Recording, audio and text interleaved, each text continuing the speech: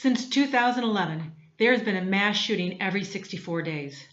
There are over 33,000 deaths due to guns annually. 60% of those are suicides.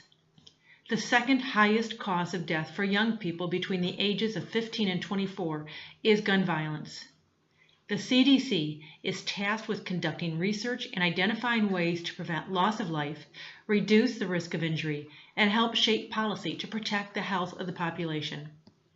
However, the CDC is unable to research gun violence at the level they had before the 1990s.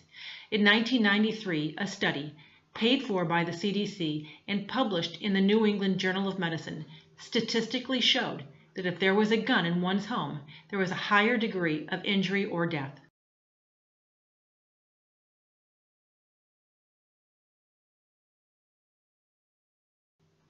After the report came out, the gun industry, led by the National Rifle Association, the NRA, pressured Congress, asking them to put an end to the CDC's biased analysis and shut the CDC down.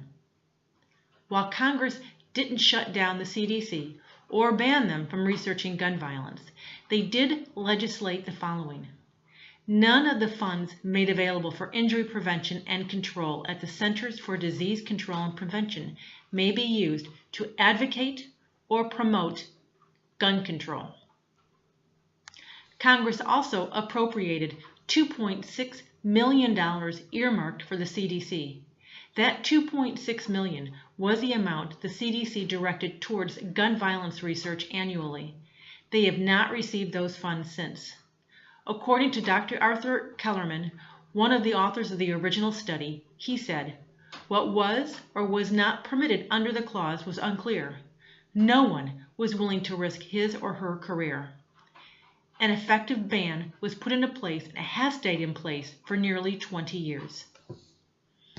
At this time, the effective ban is still in place, even with politicians, President Obama included, having asked for it to be set aside. Their voices are difficult to hear, however, because the loudest voice is that of gun manufacturers and the NRA. And their voice is amplified with the money they have directed towards gun rights and politicians' elections, subduing anyone else. Since Citizens United in 2010, the NRA has gained far more power in being able to quietly and openly oppose or support candidates or policies. The amount of money given to the campaigns since the 1990s.